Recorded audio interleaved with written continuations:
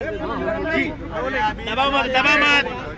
हम लोगों के लिए एक बहुत ही पेनफुल लम्हा है। हमारी बच्ची 25 साल की जिया ने आत्महत्या की है।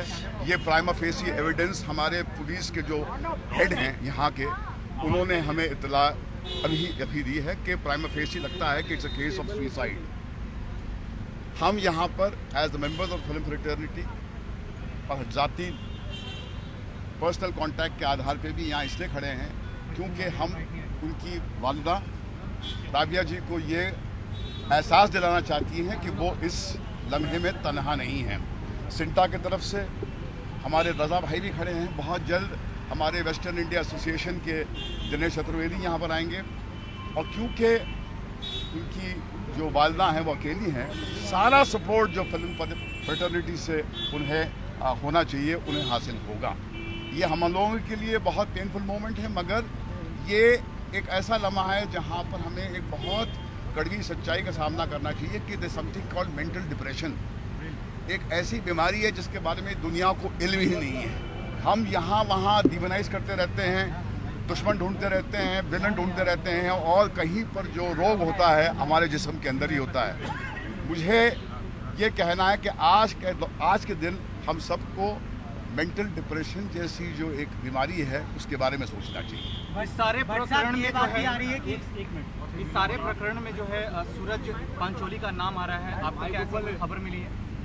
देखिए, इसमें कोई शक नहीं है कि उनका एक प्रेम संबंध था और उनके आपसी रिश्तों में क्या तनाव था वो तो वो जानते हैं, मगर इस वक्त किसी एक व्यक्ति को डिमोनाइज करना और कहना कि उनके कारण ये हुआ है, ये डिस्कोर्स को ट्रिगराइज करता है। जैसे मैंने कहा कि एक कैटलिस्ट हो सकता है, एक ट्रिगर हो सकता है, एक इमोशनल ट्रिगर हो सकता है, मगर कहीं पर इस बच्ची के अंदर एक ऐसे कुछ लक्षण थे कि वो डिप्रेशन के जो एक भंवर में आहिस्ता आहिस्ता फंसती जा रही है।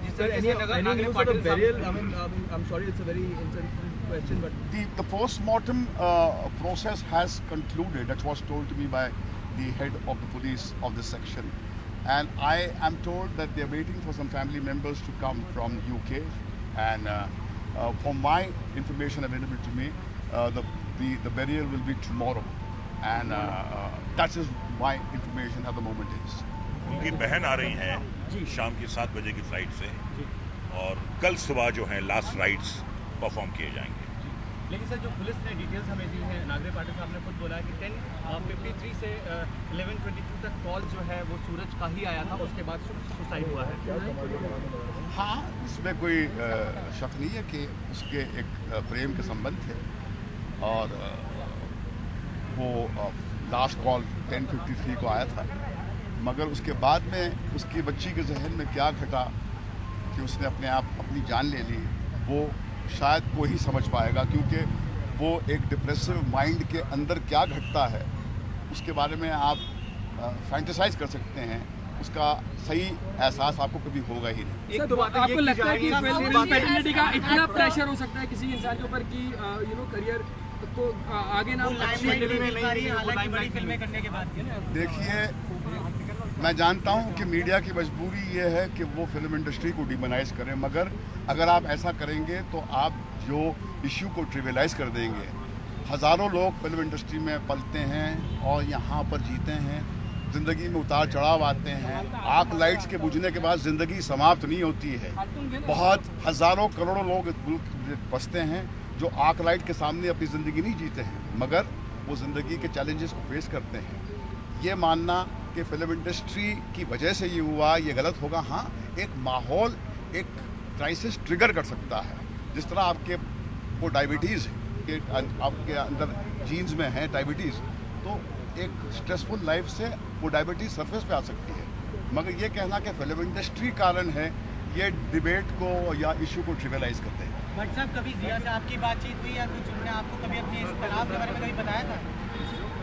जिया को फिल्म इंडस्ट्री में मैं ही लाया था तुमसा नहीं देखा के वक्त पे, और जो अनुराग बासु डायरेक्ट करने वाले थे, मगर किसी कारण वो हम प्रोजेक्ट में उनके साथ वो कंप्लीट नहीं कर पाए। मगर उसके बाद में हमारे एक जो एक कॉर्डियल रिलेशनशिप थी मेरी बीवी के साथ में, उनकी माताजी के बहुत गहरे संबंध रहे हैं, मगर आज जब हमने ये खबर सुनी तो हमारे पैरों तले ज़मीन हिल गई। भट्ट साहब, उनकी माताजी से आपकी कोई बात हुई हो अभी इस दौरान? माताजी के दिल पे क्या बीत रहा होगा जब जवान बच्ची अपने आंखों के सामने देखे कि पंखे पर टंगी हुई है, उसका अंदाज़ा शायद आपको होगा। इस वक्त वो इस पोजीशन भी नहीं है कि वो कुछ कह पाएँ, मगर हमारे और बिरादरी के कुछ लोग आसपास उनके हैं और उनका ख्याल लगातार रखा जा रहा है।